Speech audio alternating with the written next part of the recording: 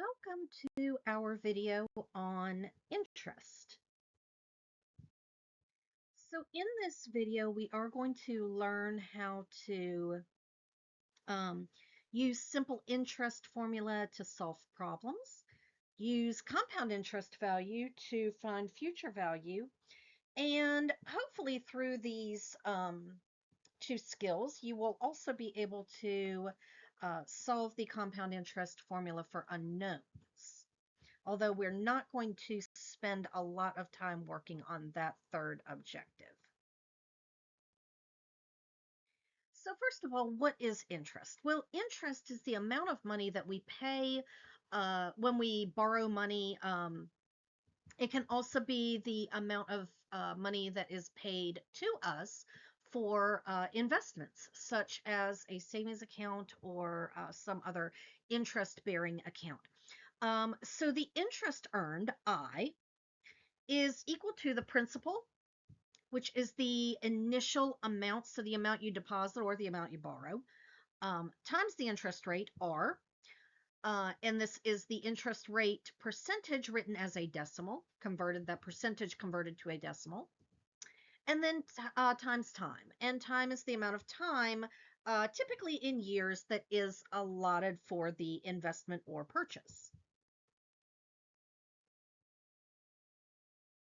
All right, so let's solve this problem for the interest, okay? And this is just simple interest. So we are going to use our simple interest formula. I is equal to principal times rate times time. And in this case, our principal is 1,000. Our rate is 8% and written as a decimal 0.08. And then our time is 3 years. And so you are going to grab your calculator and multiply these three items together. So 1,000 times 0.08 times 3 for the number of years. And this tells us the amount of interest is going to be $240. Okay, so if we're talking about a $1,000 loan, we would pay back $240 in interest. If we're talking about a $1,000 investment, we would gain $240 in interest.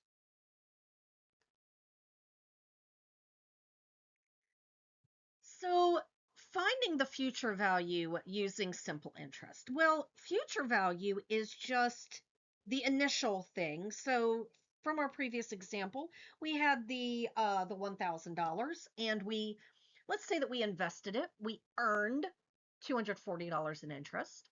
So we add those two things together, and that is how much our investment is worth at the end of our time period of 3 years. So it's the principal plus the interest, or the principal plus, remember our interest formula is principal times rate times time. And when we algebraically factor out our common factor of those things, we find that the formula is future value is equal to principal times 1 plus the rate times time. And that all condenses into this formula. A is equal to P times 1 plus RT. So you can see from this graphic how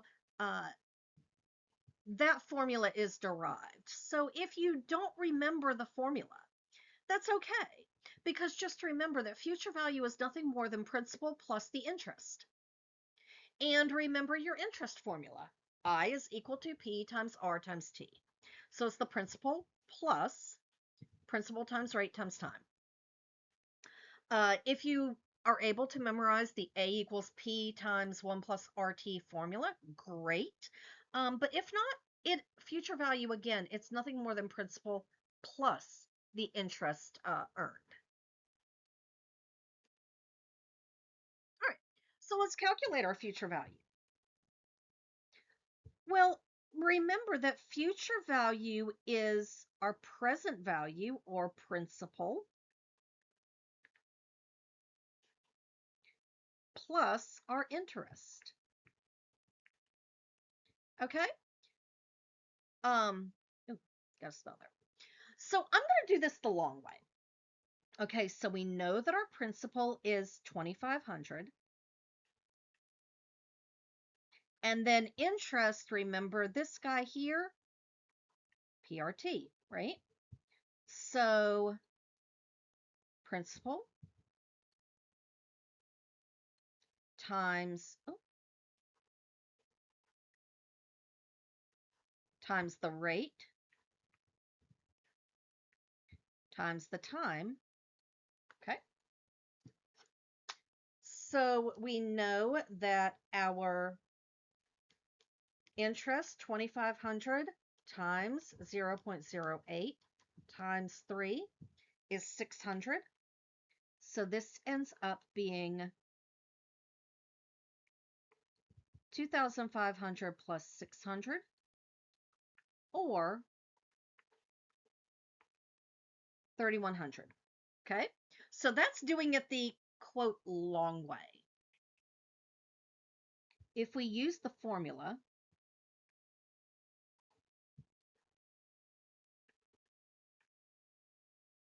okay, then we have 2,500 times 1 plus 0.08 times 3, okay? And we put that whole thing into our calculator, and it's still going to give us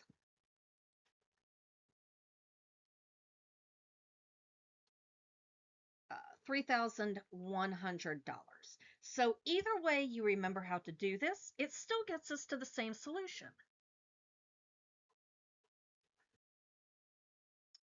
Compound interest. Compound interest is called compound because you are building on the previous balance. So if we are compounding, let's say that we're just compounding yearly, then you start with your initial investment and you get interest for that year. But in order to calculate the interest for the second year, we have to go on our new balance, which would be the principal plus the interest earned. So let's look at how that looks, kind of like doing it the long way. Okay. So in year one,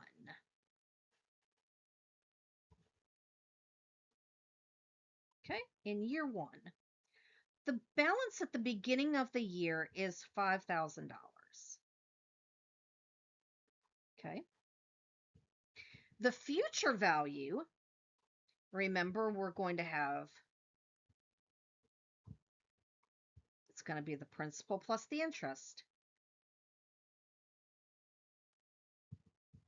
Okay. So for the first year, it's going to be 5,000 plus 5,000 times 0.05. Okay.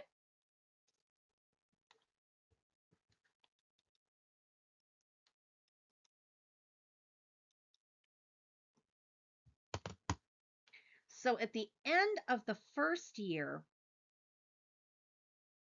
the balance is $5,250. Okay. So year two, well, our beginning balance is that 5,250. Now, in order to find our future value, we take the 5,250, but now the interest that we add to it is the interest on the 5,250. Okay.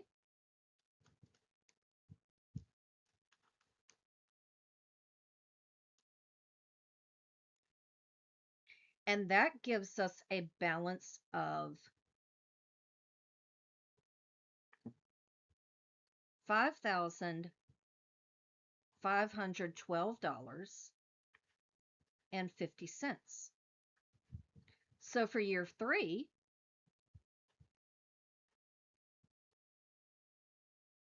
okay, so if you've noticed the pattern, so now we're going to take the 55, 12.5 and add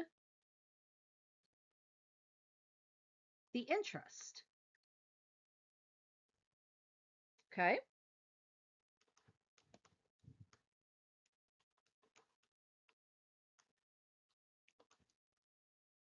And when we do that, that gives us a balance now of $5,788.13.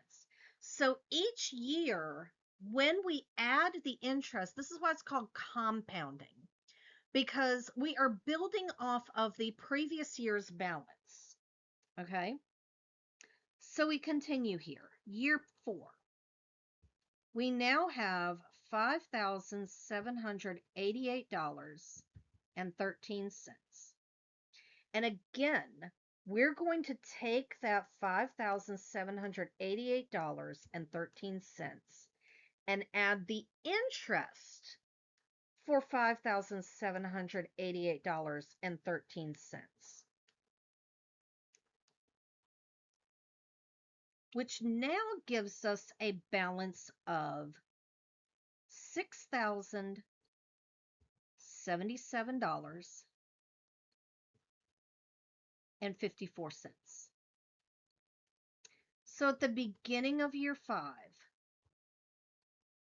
we have in the bank account $6,077.54. This is now the new balance that we're going to use to calculate the interest. So we need to add the interest that is calculated for $6,077.54. And we now have in the account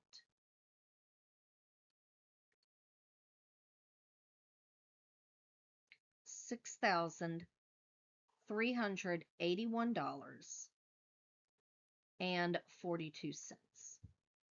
So that's how we compound. We add on top of the year previous. And this is the long way of doing it. It really doesn't it can be done this way, but yeah, it's a very, very long way of calculating compound interest. We do have a formula, though, that can make it a little bit easier. So here is our compound interest formula, okay? And when we are using our compound interest formula, all right, we still are looking for our future value there. Okay, P is still our principal, R is still our interest rate. So that still all works.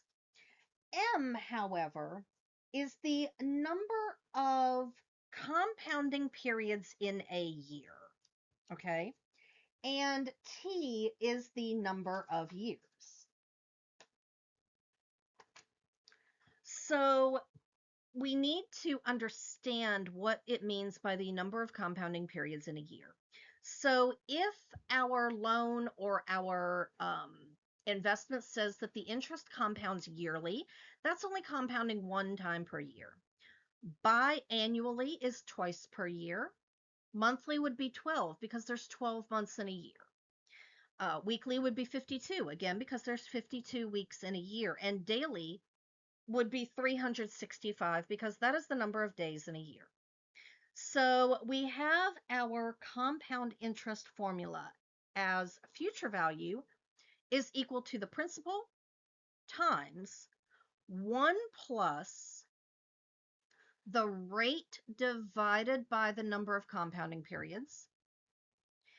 And that sum, it is important to note that the sum of 1 plus R over M is the only thing that is raised to the MT power. A lot of letters, a lot of words. Let's look at what it means and what it looks like in actual practice. I think that would be really helpful. Okay, so previously we had gone the long way to find the future value of this investment at 5% interest compounded yearly after 5 years. So our future value is equal to the principal times 1 plus our rate divided by the number of compounding periods raised to the MT power. Okay, so our principal is 5,000. 1 plus our rate, 0.05. Our number of compounding, because it's yearly, is 1.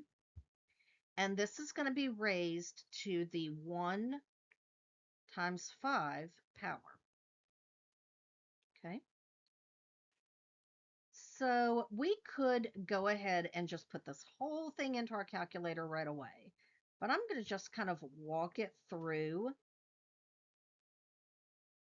a little bit, because 0.05 divided by 1 is just 0.05, and 1 times 5 is just 5.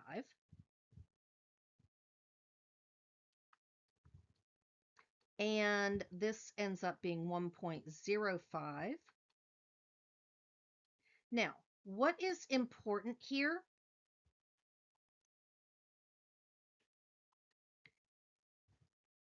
is that this right here is the only piece that is raised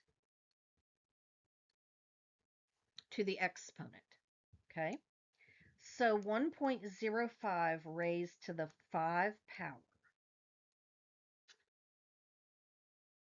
That gives us 5,000 times 1.7, I'm sorry, 27,628.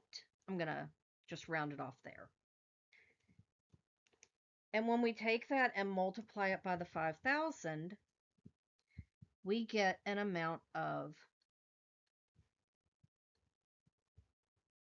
$6,381.41, which is exactly, well, we got 42 cents when we went the long way. And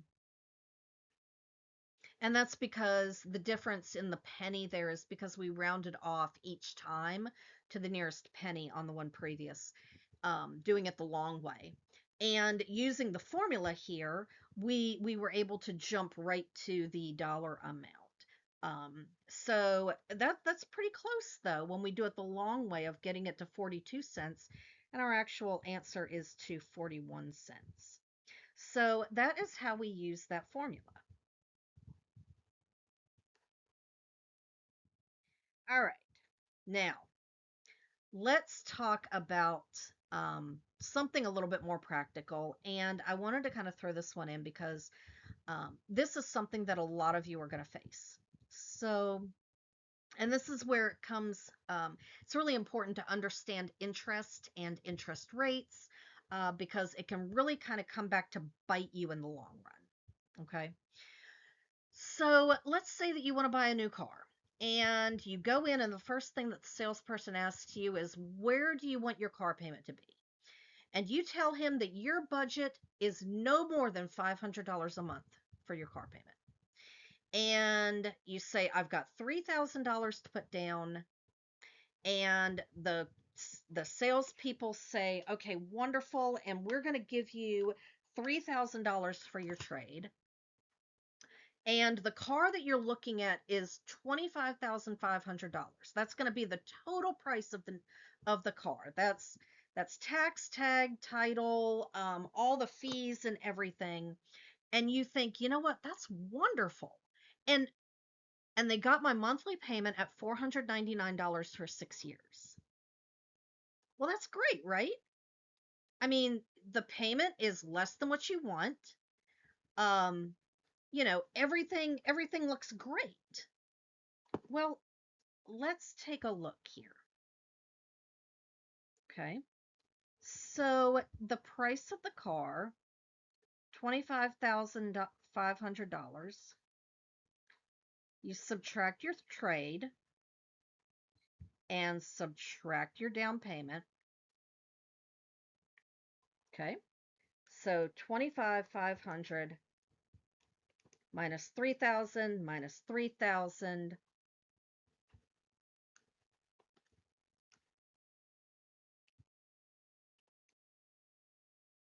Okay.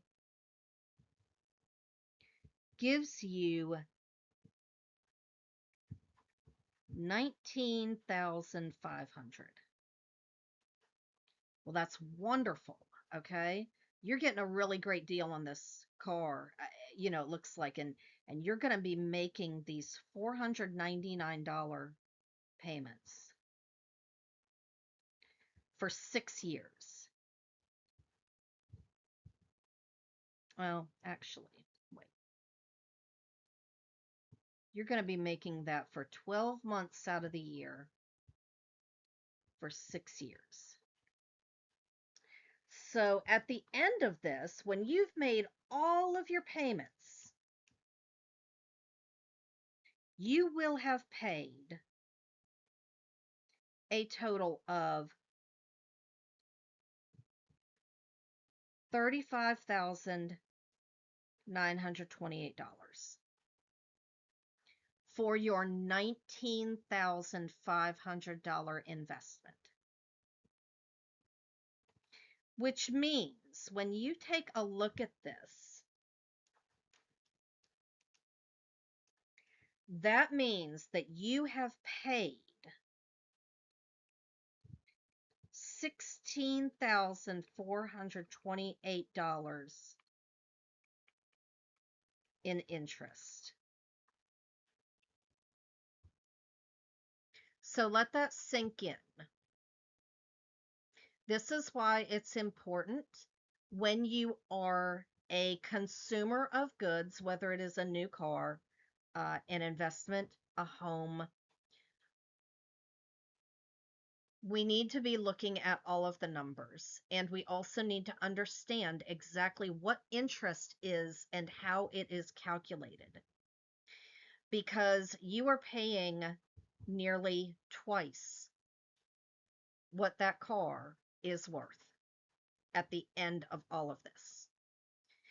And speaking of cars, if you know anything about them, the depreciation, you have almost $36,000 invested in a vehicle that is probably after 6 years only going to be worth about $8,000 to $10,000 depending on the car. So think about that while you are deciding how to be a wise consumer when it comes to interest. And please reach out with any questions you have.